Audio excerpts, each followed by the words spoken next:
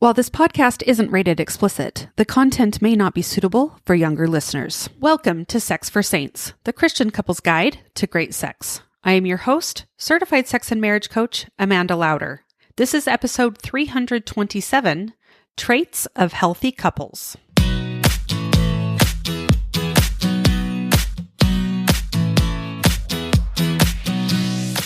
Welcome to Sex for Saints, a podcast for Christian couples. My goal with this podcast is to help enlighten, educate, and inspire you to understand yourself, your spouse, and your sexuality better. I talk about sex in a way you probably haven't heard before.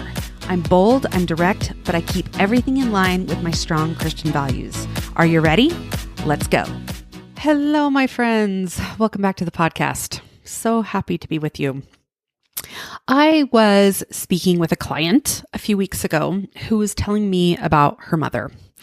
And she said her mom was a wonderful person who she had learned a lot of really great things from. But as she was going through my course, she also realized that she had learned a lot of unhealthy traits from her mom as well. And I find this really typical. Many of us had really great parents, genuinely good people, right? But even though they were good people, they didn't necessarily model for us or teach us how to have healthy relationships and healthy sexual relationships because they didn't know how to do that themselves. So now that we are in relationships, how do we create a healthy one and model something better for our own children when it wasn't modeled for us? So today we're going to talk about traits of healthy couples and how to incorporate these traits into your own marriage and hopefully model them for the next generation. And before we talk about the traits, I want to start by talking about why we want to have a healthy relationship in the first place. So first, it improves our emotional well-being. When we have a healthy relationship, it provides us with a sense of security and stability. So when you know you have a reliable partner, it reduces stress and anxiety, allowing us to focus on other areas of our life. With how stressful life is already, knowing you have emotional support from a spouse is so important. So together, you can face life's challenges head on. Having someone who listens, who understands, and supports you can make a significant difference in your ability to cope and thrive. Second, it can actually improve your physical health. So healthy relationships can lead to lower stress levels. Chronic stress is linked to numerous health issues, right? Including heart disease, high blood pressure, and a weakened immune system. A supportive partner can help mitigate these effects. So you can also encourage each other to adopt better healthy habits, such as exercising regularly, eating nutritious foods, and getting enough sleep. I know that for me personally, I want to live a more healthy lifestyle because I am excited about my future with my spouse. I'm excited for the days when we're retired and we can travel together. If we aren't healthy, that's not going to happen. So studies have shown that people in healthy relationships tend to live longer. So the emotional and physical support provided by a loving partner can contribute to overall well-being and longevity. Third, it can help with your mental health. So the emotional support and companionship provided by a partner can act as a buffer against depression and anxiety. So while many of us are predisposed to these conditions, a healthy relationship can't necessarily prevent them, it can help each of us weather them better. Being in a loving and supportive relationship can boost your self-esteem and confidence, Knowing that someone loves and appreciates you for who you are can help reinforce that positive self-perception. So many of you have heard me talk about how my first marriage was very emotionally abusive, and my mental health significantly suffered because of that. I had really bad anxiety and depression. I wasn't functioning well and I had to go on medication in order to help with that, which it helps some, but not all of it. And that continued on even after my divorce. But once I married Kevin, a lot of those symptoms went away, and I was actually able to go off all of my medication because I had a loving and supportive partner, and that a lot of those symptoms were mitigated because of that. All right. Fourth, there are social benefits to being in a healthy relationship. So being in a relationship often expands your social network, introducing you to new friends and connections. And this enriched social life can lead to a greater sense of community and belonging. And fifth, you're providing a positive impact on your children and those around you. So healthy relationships serve as positive role models for children, family, and friends. Demonstrating respect, communication, and love in your relationship can inspire others to cultivate similar qualities in their own relationships. A healthy relationship provides a stable and nurturing environment. So children who grow up witnessing loving and respectful relationships are more likely to develop healthy relationships themselves. It also offers children a sense of security and stability, which is crucial for their emotional and psychological development. Hey listeners, are you loving the tips and insights from Sex for Saints? Want to apply them to your own life? Join my Embrace You Elite Society membership. In this exclusive membership, you'll get access to personalized coaching, practical tools, and a supportive community of women, all working towards enhancing their intimate lives. Ready to take your intimacy to the next level? Visit amandalauder.com/membership and join today. Let's embrace a more fulfilling and intimate life together. Use the code podcast at checkout to get 50% off your first month. Now back to the show. Okay, let's talk about the traits of healthy couples now. Number 1, boundaries with family. So one of the foundational traits of healthy couples is having clear boundaries with family. Now, this does not mean cutting off your family, but rather prioritizing your relationship. So healthy couples know that their relationship comes first. So for example, if your parents invite you over for dinner every Sunday, but you feel like it's taking away from your alone time as a couple or as a family, it's okay to say no sometimes. It's important to carve out time just for the two of you. Decisions should be made based on what's best for you as a couple, not solely on what family members think. I know this is hard, right? For instance, if you are deciding where to spend the holidays, weigh the pros and cons together and make a choice that works best for your family unit. Now, this might be hard for your mom or your mother-in-law, but that's okay. It's okay for it to be hard for her. You're doing what is best for your family. Additionally, venting to family members about your partner can create unnecessary tension and bias. So instead, try to work through those issues together. So if you're upset because your spouse forgot an anniversary, talking it out with them directly rather than complaining to your sibling can lead to a healthier resolution. So I'm going to put one caveat in here. Don't vent about normal marital issues, okay? But if there is something deeper going on, getting support from family is important. I didn't tell my family about the abuse that was going on in my first marriage because I didn't want to talk bad about my spouse to them. And I think it kept me in the marriage far longer than I should have. Okay, number 2 is friendship is the foundation. So healthy couples often have a strong foundation of friendship. They genuinely enjoy spending time together, whether it's having fun grocery shopping or doing household chores. They look forward to catching up after a long day, sharing the little details of their day, and celebrating each other's successes. This friendship is the cornerstone of their relationship, offering a shoulder to lean on during tough times and cheering each other on in successes.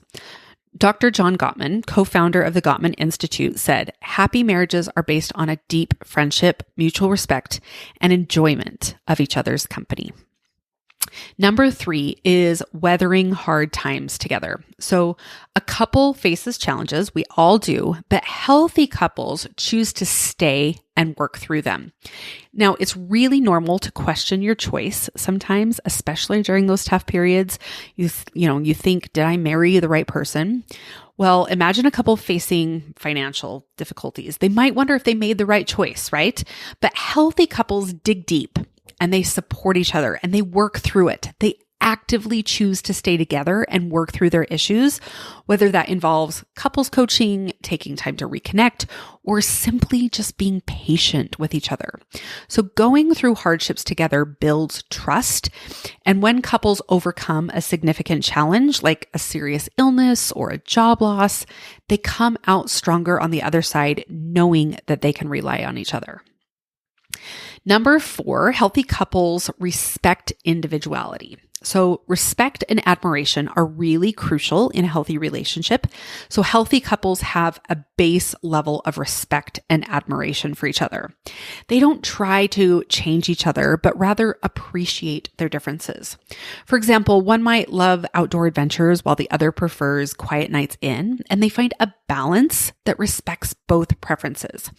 This freedom brings out the best in them. So when partners feel accepted for who they are more likely to thrive and be their best selves. Criticism and contempt can erode this. And contempt is one of Gottman's 4 horsemen that we really have to watch out for in marriages, because a lot of marriages that are full of contempt end up in divorce. So if that's happening in your relationship, get some help.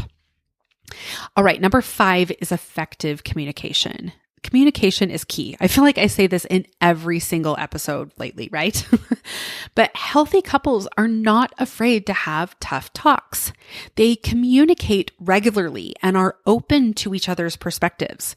For example, they might set aside time each week to discuss any issues or simply check in with each other's feelings.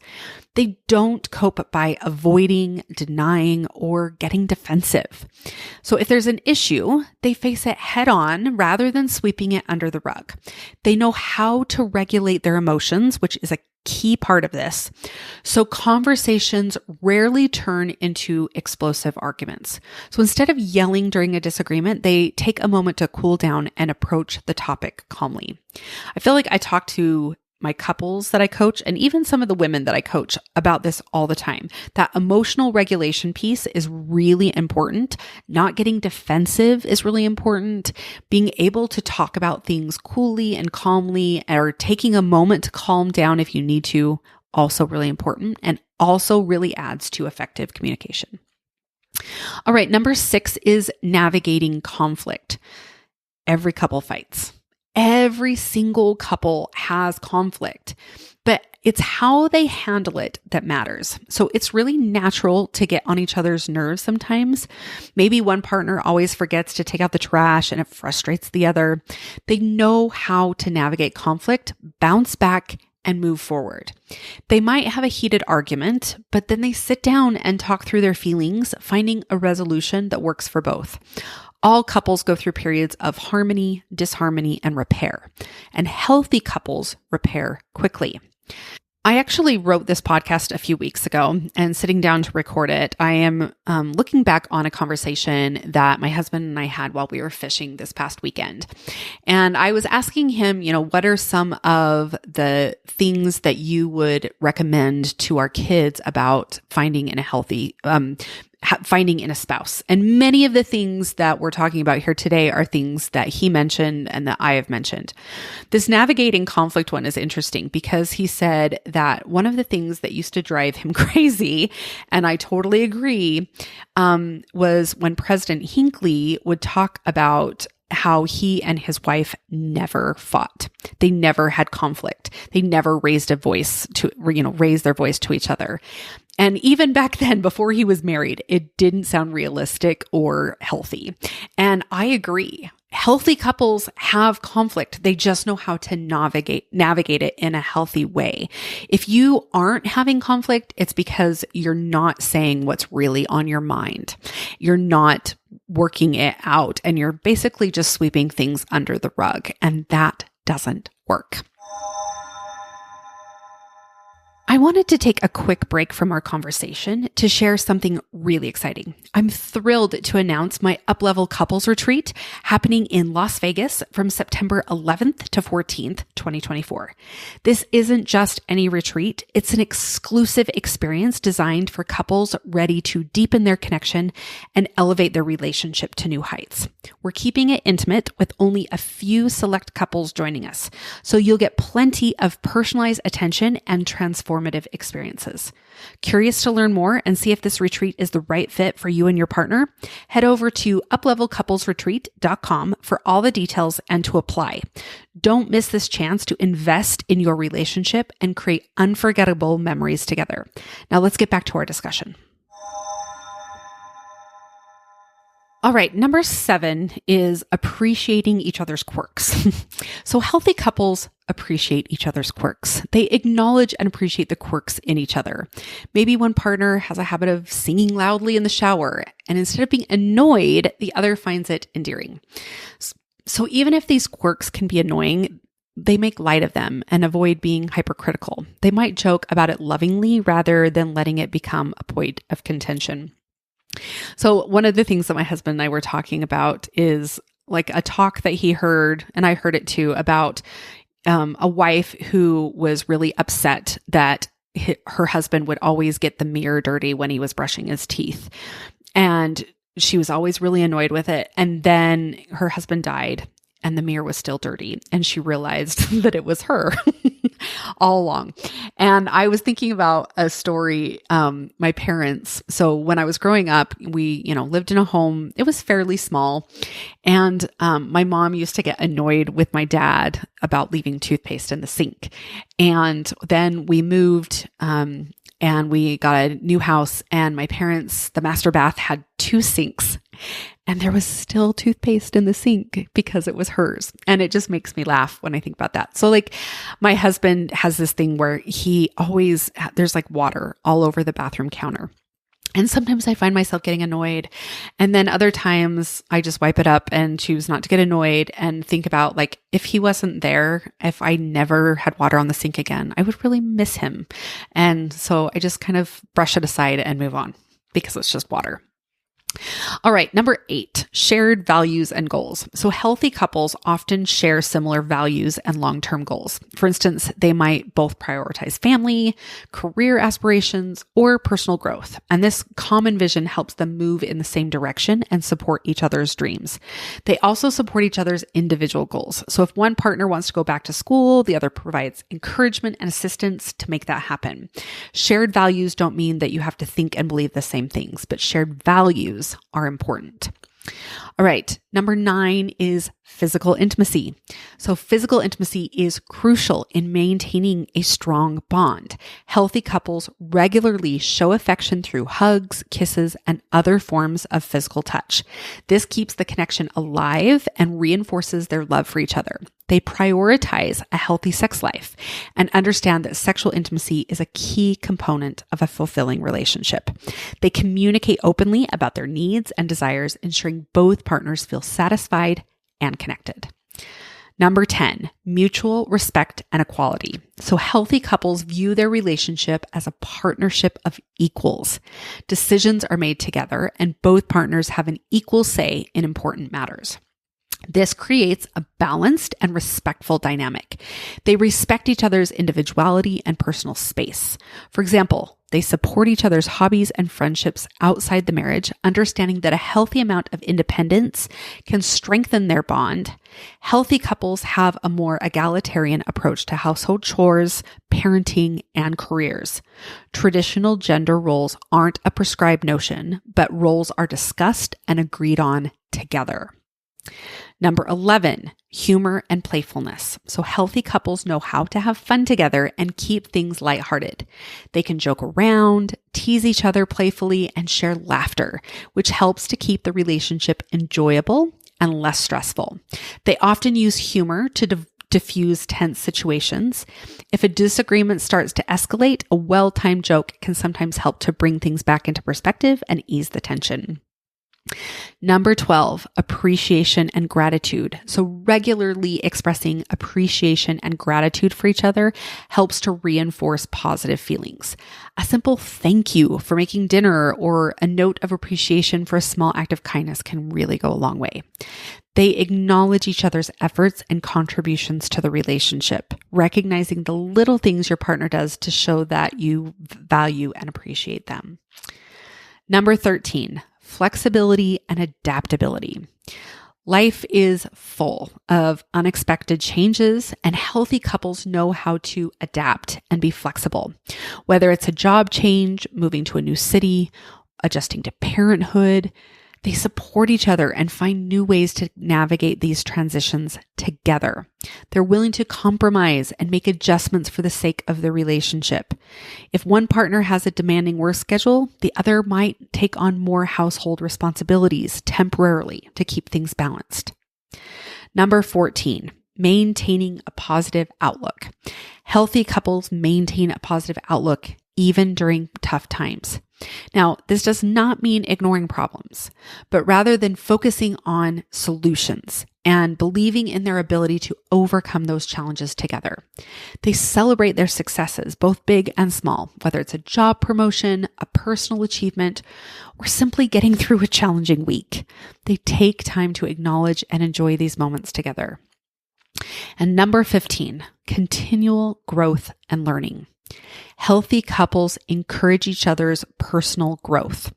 They understand that as individuals grow, the relationship also evolves and improves. Now, this might involve supporting each other in learning new skills, pursuing interests, or developing new perspectives. They also grow together by learning new things as a couple. This could be taking a class together, exploring new hobbies, or even attending workshops or retreats to strengthen their relationship skills. So building and maintaining a healthy relationship is one of the most rewarding endeavors that we can undertake. It requires effort and understanding and a commitment to growth, but the benefits are profound. And by doing so, you can create a bond that not only withstands the test of time, but also enriches your everyday life. Remember, it's about the small, consistent actions that show love and respect, whether it's a thoughtful gesture, a heartfelt conversation, or simply just being there for each other. These moments build a foundation of trust and intimacy and create a dynamic partnership where both individuals can thrive. It also is more likely to create a good sexual relationship when everything in the rest of the relationship is healthy. I always say a good sexual relationship comes from a healthy sense of self and a healthy relationship. When you have those two things in place, a good sexual relationship is almost inevitable. All right, my friends, thank you so much for joining me again today. Remember, love is a journey, not a destination. Stay committed, stay passionate, and stay connected. We'll see you next week. Bye-bye.